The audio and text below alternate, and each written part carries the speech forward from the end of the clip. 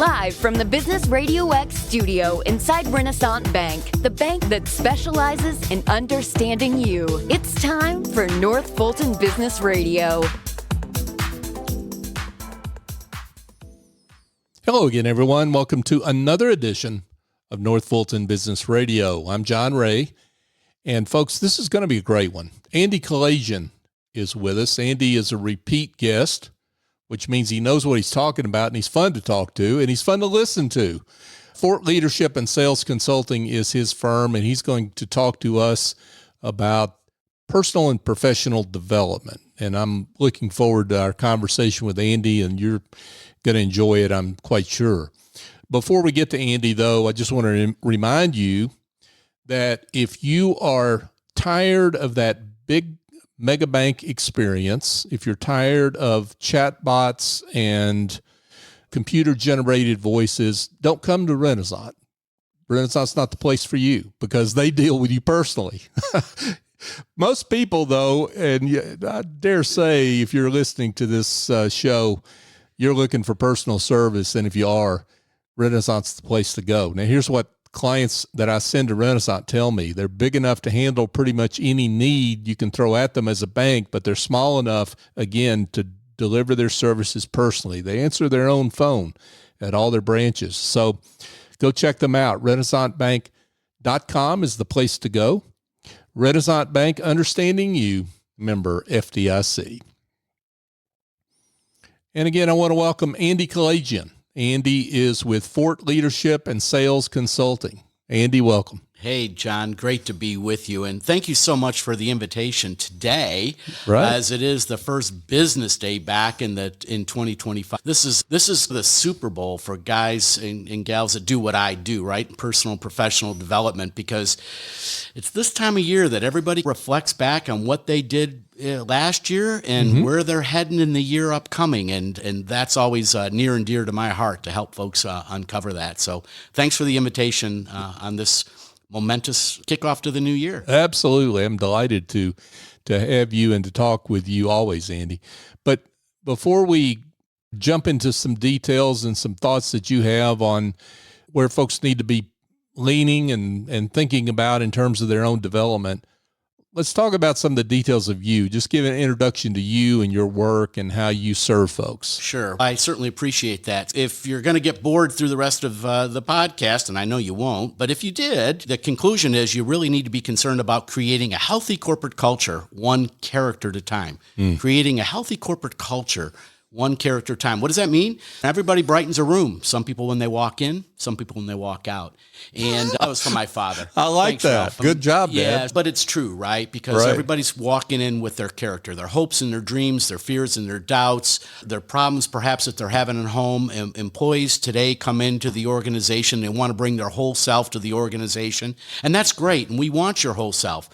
But is your whole self your A game, right? Are you bringing your best self? And that doesn't happen by accident. You got to be intentional. You got to grow yourself and improve yourself. And so what Fort Leadership and Sales Consulting is all about is, as you said, personal and professional development. And that's really about the individual, about the organization becoming the best organization or the best individual that you can be. It's not about me becoming better than John Ray or better than this gal over here. It's about Andy being better than Andy was yesterday. And it's all intentionally grounded in character and integrity, in growing the organization, growing the joy and the happiness and the teamwork that comes around when everybody's bringing their best self to the game. So that's what we're all about. Yeah, that's great stuff. Now, and it really, if I can extend that, because you and I were talking a little bit before we came on, it's really about leaders not just doing that for themselves, but doing that for their teams and creating an environment where they're helping facilitate the professional growth of their team members, and that adds up to better results for that team. Absolutely. There's an old saying that says it's lonely at the top. If it's lonely at the top, honestly, you're doing it wrong. You should be bringing a whole bunch of people with you, right? And that's about meeting your people in your organization where they're at and then coaching them up. developing the leaders around you. First, you got to get your own house in order before you can start really giving advice to others and helping others. So it's about becoming a better you. It's an inside-out process, Stephen Covey would say, right? It's about becoming the best you can be, and then you give yourself away to the marketplace. You give yourself away to your team, and when you do that, everybody in the organization gets better. That you help coach them, help mentor them to become a better employee. Maybe it's a better analyst, it's a better executive assistant, it's a better manufacturing person, but you come in and everything can get better. We don't have to experience the Sunday scaries because we're worried about performing. It's always important to remember that the people that we're responsible for, they are human beings, not human doings. There's a very important distinction there as treating people like people with respect and with kindness and generosity and empathy and understanding. And as leaders, if we're not doing that, we're really missing the opportunity to make our corporate culture better, our organization better. And so it's really incumbent for us to take our eyes off ourselves and put our eyes on the person sitting across from us. Just so folks know, what do you mean by the Sunday scaries? I was talking to my niece a couple of weeks ago, and she said to me, and Danielle is married with her and her husband, both engineering degrees. They got 2 kids. They live here in Alpharetta. They're doing really well. Their house is paid off, which is incredible at 34 years old. But she goes, Uncle Andrew, we got to get home because we got to get the kids ready. The Sunday scaries. And I'm like, Sunday scaries? What are the Sunday scaries? Because tomorrow we got to get the kids off to school. There's going to be homework again. We got to help them brush their teeth, all this kind of stuff they got to do. And there's all their calendar. And sometimes I never really experienced this myself as a young person coming up in the corporate world, but there's a term for that. It's just that you're overwhelmed by all the to-dos that you have to do in the upcoming week. And so it can be a little bit scary for some people. And it was just interesting. She brought that up. I was like, I'm going to look that up, and found out it's a thing. Yeah, that is a thing. That calendar, we're so calendared as a society. That calendar gets in the way of our personal, professional development, right? It does. And we get so busy doing things. It was interesting as you bring this up. My wife and I went to an engagement yesterday. It was a family thing. We were going, and she said, do you want me to drive? And usually I drive. And I said, yeah, that'd be great. So she drove, and we're driving through Alpharetta, Georgia, and I'm looking around and I'm going, oh my God, I didn't see that building before. Oh, I didn't know there was a tennis court back there before. I've never noticed that pond before. What was interesting about that, and it relates back to the calendar, is that when you're driving and you're driving in your life, you don't get a chance to look around. You don't have a chance to really reflect on your surroundings and what's going on, perhaps in your life or in your business. And so if somebody else is driving, it gives you a chance to see the road from a different direction.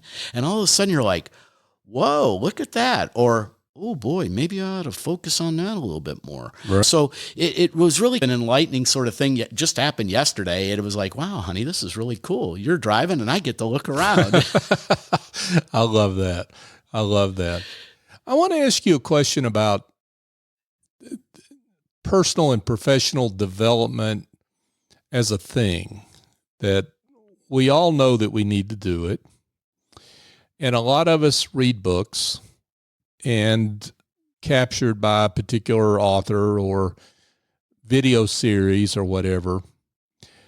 How do we consume that material for substantive change as opposed to what I might call business entertainment? Right. I think we maybe skim a lot off the top and get 2 or 3 big things, and we don't really create substantive change in our lives at work. So there's a lot to unpack in that question. And I would take a little bit of exception because I don't think that everybody necessarily reads. And I think there's a reason for that. Let me just back up, just follow me on this for just I'm not going to argue with you on that point. So we're sort of in American culture that you're in grade school and the teachers tell you do this and you're going to graduate to middle school. And then you go through 6th, 7th, 8th grade. And you do these things, you're going to graduate to high school. You do these things in high school. You take these classes, you're going to graduate in high school. You're going to get a diploma. And then maybe you go off to trade school and they say, oh, you do this. My niece is a pipe fitter. And so she went on, she was graduated from pipe fitter school. She's doing really well, and college wasn't her thing. Or you may go to college and you're doing the college thing, and all of a sudden now you got a degree that says you can be a doctor, a lawyer, an engineer, a botanist, whatever it is that you're pursuing. But the point is that our culture says, here's a curriculum, here's a path, follow it, and you will become successful. That works until about your professional life. And then you realize no one's really set out a curriculum for you to follow. You have to create that curriculum, or you have to find that curriculum. And the best way I've ever found it is to get into reading books.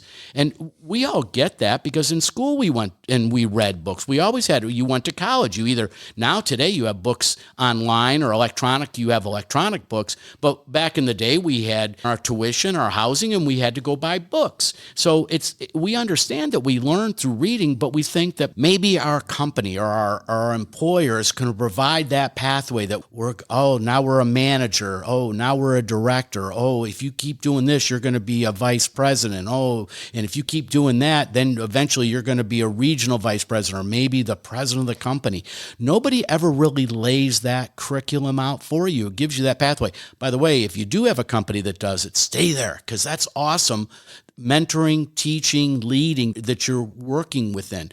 But if that isn't what in your office space, or if you're the business leader and you're not providing that, I would suggest that you really need to consider providing personal and professional development for your organization, because they're never going to get better unless there's a curriculum. And if they're not following it, finding it and following it themselves, they'll never have it. So you got to do it by reading books. And then when you read those books, it's about applying what you've learned. And you get one or two things. By the way, speaking of books, if I may just plug the Generosity Mindset for just a second. Thank you.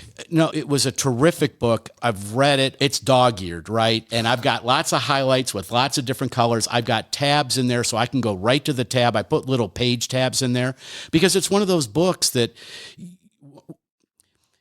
ladies and gentlemen, if you want to learn what John Ray has learned and applied to become successful, you need to read The Generosity Mindset because there is wisdom in that book, but you will never know it unless you pick it up and you read it and you study it. And then you have to apply it. And that's with anything from the 7 Habits of Highly Effective People to Patrick Lencioni, the 5 Dysfunctions of a Team, or John Maxwell's Becoming a Person of Influence. You read the books, you begin studying the material, and then you apply the content, and your work life will get better. Your family life will get better. Your personal fitness, mental and physical fitness will get better when you apply what you read and discipline yourself to do those things that you've learned about and put it into practice in your life.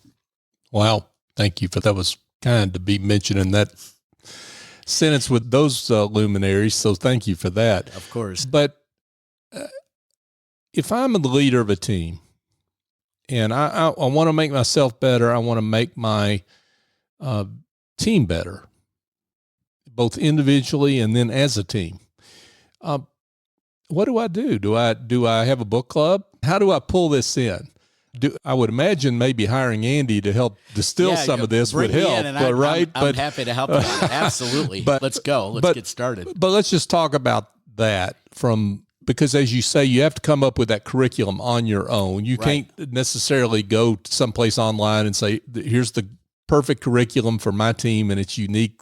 So how do you go about that? There are people that love to gather around and they love to talk sports, right? They love to talk about football and they know all the statistics. They do fantasy football and maybe there's some gaming involved in that, but they know all the stats about it. Some people like to talk about baseball. Some people like to talk about archery. Some people like to talk about church. Some people like to talk about crocheting. You find a group of people and you come together and you talk about leadership. and you talk about how to improve, how you've improved your people, how you've improved the performance of your people in your organization. And you get around other leaders. You sit down with other leaders and you talk about this stuff. Now, how do you talk about that? How do we get the conversation started? It comes from studying a book. And just as you would in a school, in a classroom, in a college university, when everybody's congregating around and we're talking about the law, or we're talking about litigation, or we're talking about finance, it doesn't matter what the curriculum is.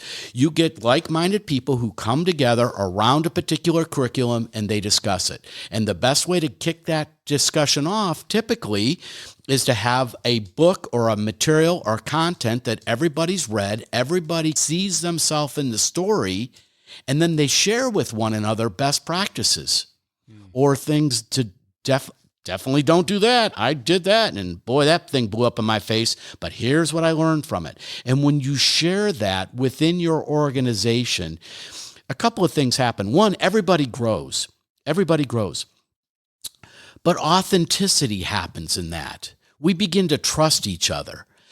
You tell me about your failure, and I'm like, geez, I didn't know you did that, John. I didn't know that.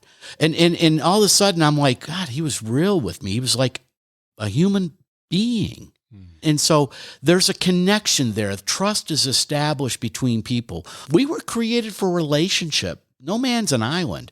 And when we come together as organizations or within groups or teams and we discuss these fundamental principles, these fundamental wisdoms, these fundamental ideas and concepts about leadership and growth and performance among teams, there's a lot to be learned from that. And so that's the way to do it. It is a book study. It's a mastermind, some people call it. A think tank is another way of terming it. But having a mastermind or a think tank and having people come together, study a particular curriculum together, and then share with one another. That's how you learn and grow as an organization. Not only will it improve your performance, but it will improve the relationship and the connectivity among the people on the team. How do I get those individuals in my team that need to be in that group that either say, I'm not really leadership type, or they'd rather be eating their tuna fish sandwich for lunch as opposed to meeting with this group, the ones that are the outliers that you want to pull under the tent? Yes, that's a great question. And I had the good fortune of meeting with Collie Greenwood, CEO of MARTA, and when we got together and we were sharing some stuff, and he says, hey, look, I want you to kick off my retreat for me. And one of his chiefs of customer experience said, hey, how do we find the right people for MARTA? How do we find it? How do we find them? And I told her, I said, they self-select. They self-select. Here's what I mean by that. The people in any organization, an organization ought to hire people that want to learn and grow how to be the best performing person they can be in that organization. And if that organization is having a leadership curriculum, they either want in and they say, I'm definitely in, I want in on the growth that's going on in this organization, or they deselect and they say, I'm not interested. If they deselect, don't hire them.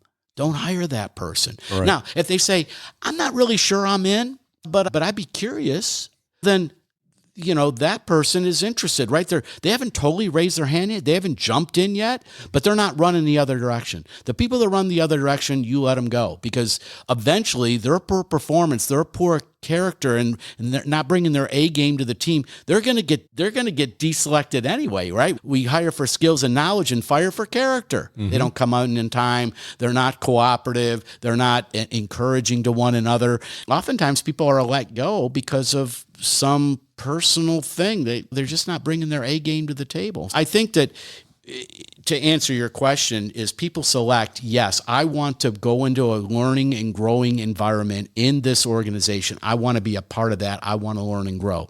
And if they don't want to be in, they self-select or deselect themselves, saying, yeah, that's not for me. And that's okay. It may just not be that season of life for them. But I would admonish that person, you really need to reconsider your thinking, because you're not going to end up where you want to end up in life if you continue down this pathway. Andy Kalajian is with us, folks, Fort Leadership and Sales Consulting is the name of his firm. And Andy is an expert in personal and professional development. Andy, you and I were talking before we came on. You stumped me with a trivia question. The subtitle of Stephen Covey's famous book that a lot of people know the book, have read the book, The 7 Habits of Highly Effective People, right? Yes, sir. Yeah.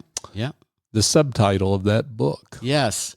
The listeners, I would encourage you to pause and think about whether you know the answer to Andy's question that I did not know, did not remember. Yeah. Say what that is. Yeah, so I read the book in 1994 and went to the class for a week in 1995 and then began teaching it in 97. So I've been teaching. In fact, I'm going to be speaking on this next Monday, so a week from today, I'll be speaking on this. But the 7 Habits of Highly Effective People, and most people have read it. And if you ask a group of people, do you remember any of the habits? They usually don't remember any of them. And a little sheepishly, yeah, I don't really remember. I did read it, or maybe I read it and didn't get all the way through it, whatever they may say. They sometimes remember habit number 7, which is to sharpen the saw. But I always ask them, I said, do you remember what the subtitle of that book is? And they're like, no, I can't even really remember that there was a subtitle. There is. The 7 Habits of Highly Effective People, Restoring the Character Ethic. And when I read that, John, it blew up in my head because when I was a young boy, 9, 10 years old, my brother, and who's younger than me by 2 years, and my dad and I all got into Cub Scouting and Boy Scouting. And so character and integrity were drummed in to our heads, and my sister too, by our parents. It was always about character and integrity. And so when it said restoring the character ethic, I was captivated and by that thought. And in the chapter about character, he says, everybody knows the maxim, and what I'm about to say here changed my life. And I know it can change others. You sow a thought and you reap a habit. Whatever we think about over and over again eventually becomes our habit. When we take those habits, good habits and bad habits, we sow those habits in our life, in our business, in our family, in our finances. Wherever we sow those habits, eventually it results in our character. Our beingness is a result of our habits. You sow the thought, you reap the action. You sow the action, you reap the habit. You sow the habit, you reap the character. When you sow that character in your life, Stephen Covey says, you reap a destiny. And your destiny is your destination in life. It's the destiny. It's where you're going to end up. And I've coined this 5-thing alliteration. It's where do you want to end up in your faith, in your family, in your finance, in your fitness, and in having fun. Faith, family, finance, fitness, and fun. By the way, fitness is not just physical fitness, it's mental fitness. Are you expanding the way you think, your perspective? Are you learning and growing mentally? And that's why it's so important to read books. What's interesting about that to me, and this is just a me thing, John, is that when you go through this, it's thoughts, actions, habits, character, destiny, and your destiny and your faith, family, finance, and fitness and fun, just for me, this is just for me, not necessarily for the audience, but I would recommend it for the audience, but it doesn't have to be. Whose character am I working to emulate? If I'm working to be the best me I can be, there should be a model for me. It might be Martin Luther King, it might be Mother Teresa. I don't know who it is for you and for the listening audience, but for me, it's Christ-like character. The more I become like him in the business environment that I'm working in, the more patience I bring to that business organization, the more understanding, the more empathy, the more generosity, the more encouragement I provide to that organization, the more teamwork I provide to that organization. And as I work on my character, as your listening audience works on their character, they get better at business, and their business gets better. Working on character development in your business makes you better at business and makes your business better. That is a connection that I think everyone intellectually agrees with. sometimes it's hard to prioritize that because there's not an immediate connection between that work and the bottom line, right? And that connection, again, everyone agrees with that intellectually. I think most people do, because there's not a one-for-one relationship in terms of cause and effect. It's hard for business leaders, business owners to prioritize that, right? Absolutely. Absolutely. It's not, you can't just take a pill. You can't just take a pill and I'm going to say you can't take a pill and lose weight. I guess you can today, but what I'm getting at, this takes time.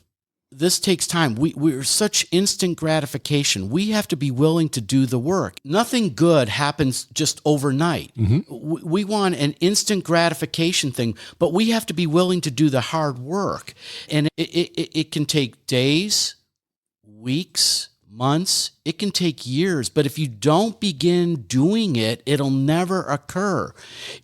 You have to be intentional about your personal and professional growth. You didn't graduate from college overnight.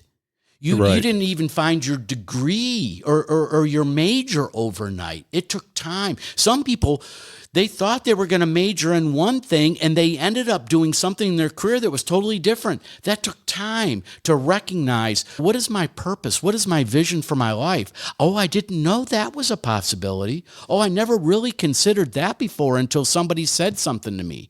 So you have to be open, but in the meantime, you got to be preparing the soil. You can't just plant a seed today, water it tomorrow, and have harvest the next day.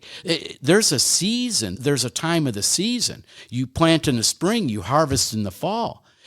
Stephen Covey calls it the law of the farm. It never happens overnight, and people get frustrated and they give up on it, says it doesn't work. No, it works. The success secrets of the world are not really secrets. They're right in front of our eyes, but most people look the other way because they want something really a quick fix. Nothing really happens that quick. You didn't fall in love overnight either. You didn't make a good marriage overnight either. It takes time. There's Patrick Lencioni is a famous author, and you may have read his book, The 5 Dysfunctions of a Team. He says that it's not strategy. It's not technology. It's not finance. It's teamwork that is the ultimate competitive advantage. Both because it's so powerful and it's so rare. And the reason it's so rare is because leaders don't take the time to develop their people, to get raw with their people, to get connected with their people. People ask me all the time, how do you motivate your people? It's real easy. Find out what's inspirational to them. Do they want to get married? Go into the jewelry store and go help them find rings. They want to buy a new home. Encourage them, connect them with a great real estate agent and start walking the homes. They will find their inspiration in the things they want. You want to improve your marriage?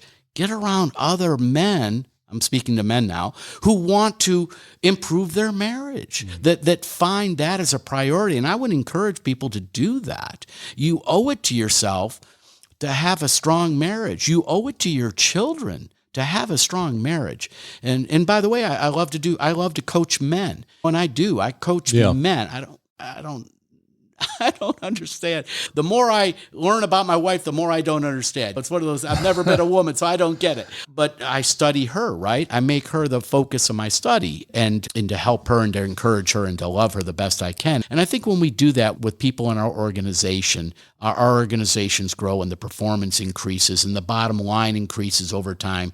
I would just say this last point here is that eventually, leaders, you want your employees that if they ever went someplace else in their career, that they would look back at your organization under your leadership, and their other teammates that they had back then and said, that organization under that man or under that woman with those teammates, that was a special place because I learned and I grew personally and professionally under that person's leadership.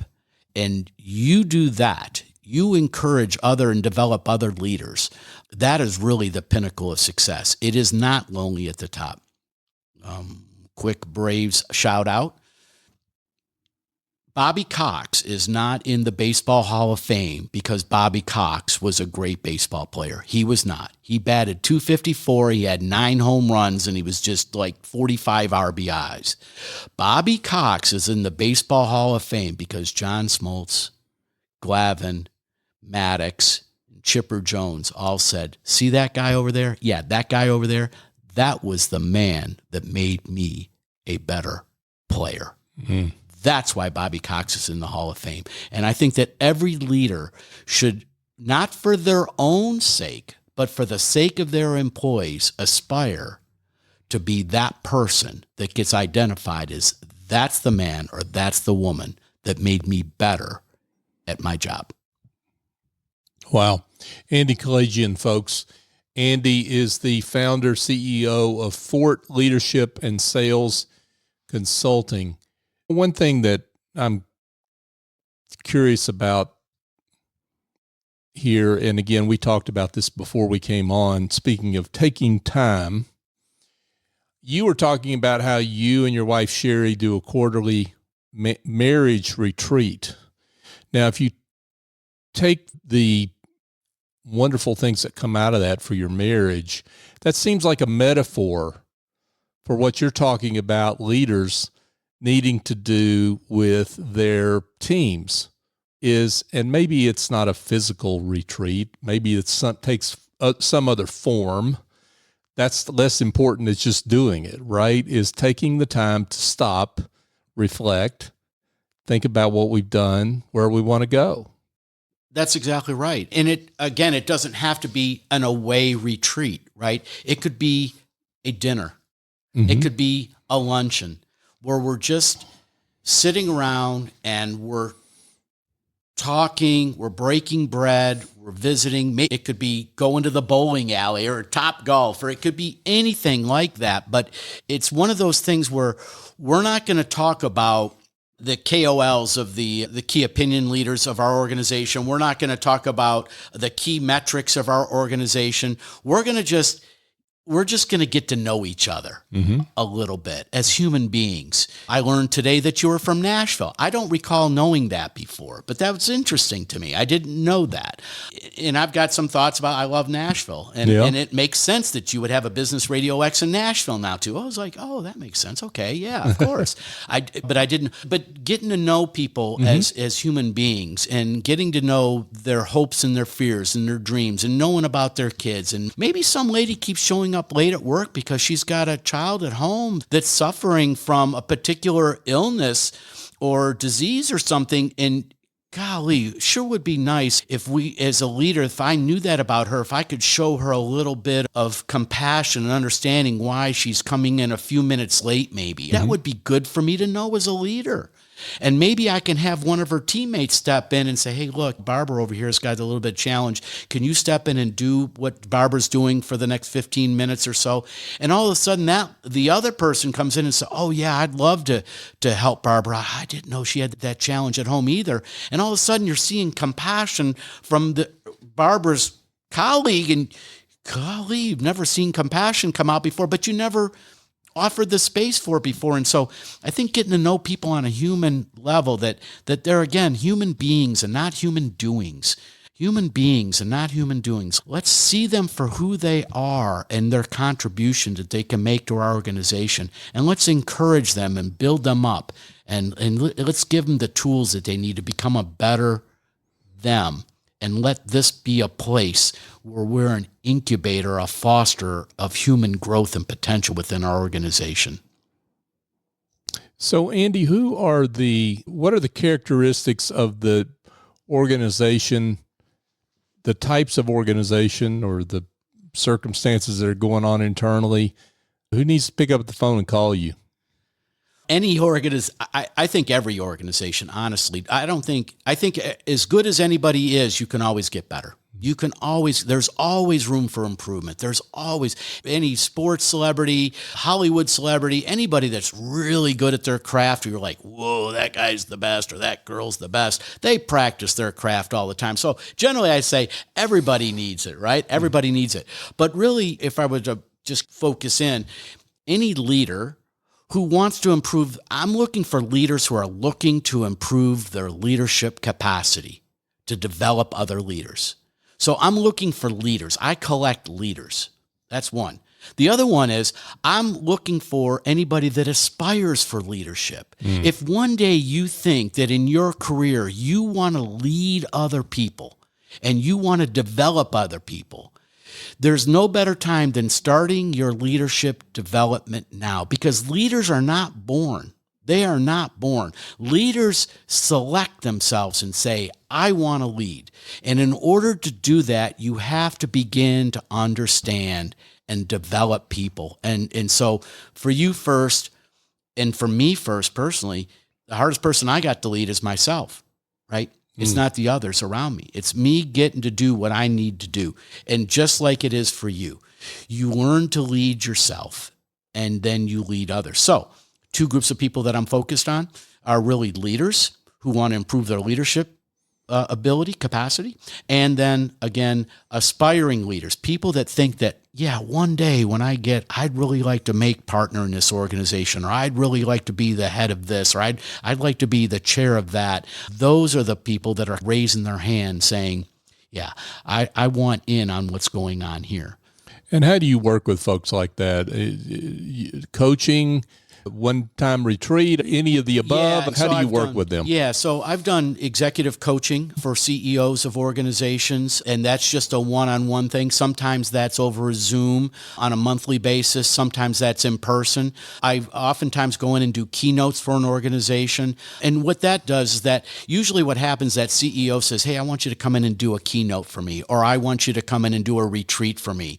And they gauge the appetite for that for their executive leadership team. And then you get to come in and then you do a 6-week curriculum study on leadership development. And that is usually on the campus of that organization, but it can be via Zoom as well, because I've done some of those that are remote where they're in another state even. Right. Got it. Andy, I'd love it if you could share a success story or two that help illustrate the great work you do. You don't have to mention names, of course. Sure. But circumstances in which your work has made a demonstrable difference for an individual or their team or their company. Sure. There was one young lady I was coaching, and she's in a full commission sort of business, and she deals in high-end luxury goods.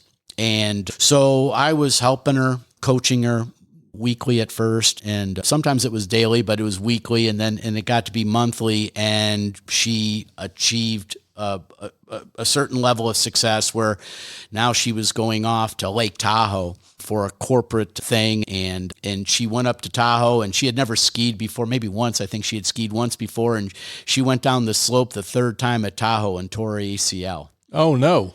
And yeah, and then she left. That was a corporate retreat. And then she had won an individual contest, which sent her to Cancun like a week later. And so she had this ACL tear, and she's in Cancun and enjoying that individual reward. And she went and got her ACL fixed when she got back. But her business had suffered tremendously. Couldn't get around as much, couldn't go out and see her clients, and coaching her through all this. Her business was crashing, income was crashing, but I kept her elevated. We were having, back in those days, we were having almost daily calls, it seems. And her business began to get traction again, and she began to heal again, and she came out of physical therapy, and she was getting stronger. And then she ran a half marathon, and she was continuing to get stronger and stronger. And then 2 years, almost to the day, she got President's Club. And oh, wow. So she got this award of President's Club and had to go down to the Marco Island JW Marriott to give her speech in front of 800 people.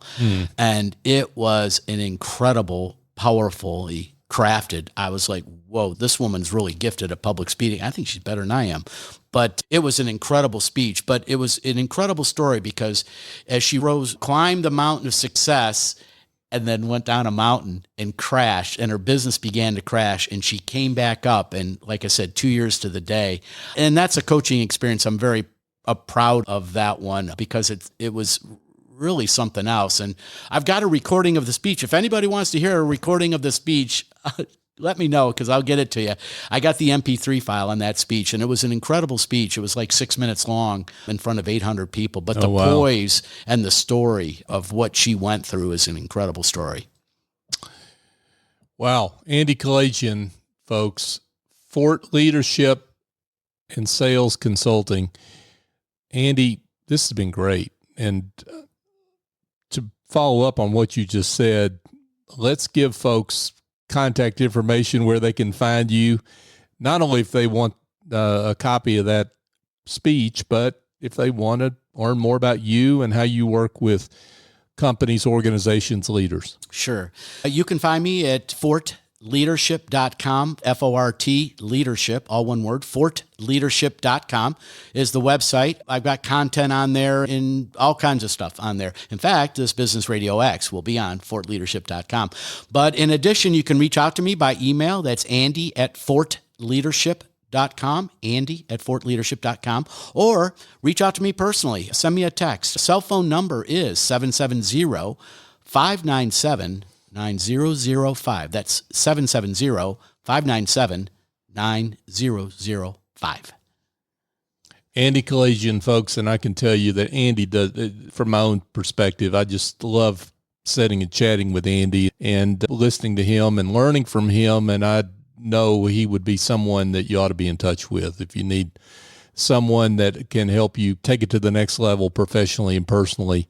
Andy's your guy. John, thank you so much. It's been a privilege to be here with you, and thank you for what you're doing in this business community here in North Fulton, because it is just growing and growing. And to no small part, you've played a huge part of connecting people in this whole community. So thank you for what you do and what you've done here at Business RadioX. I think episode number 830. So something like that. Yeah. Congratulations. Thank you. And it's all due to the support of people like you. So thank you for that. Hey, folks, just a couple of quick things before we let you go for today.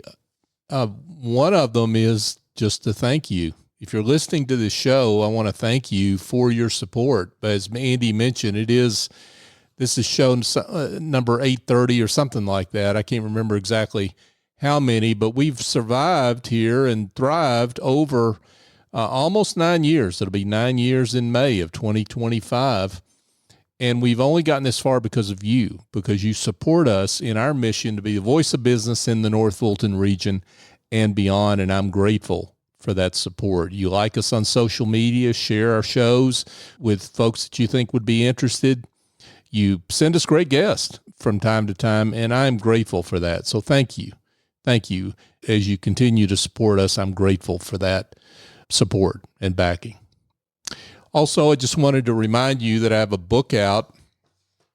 And Andy, thanks again for your kind comments about the book. But the book, just to be specific, is if you're a solo, small professional services firm and you've got issues and concerns and questions about your value and how to understand your value, how to express that value, how to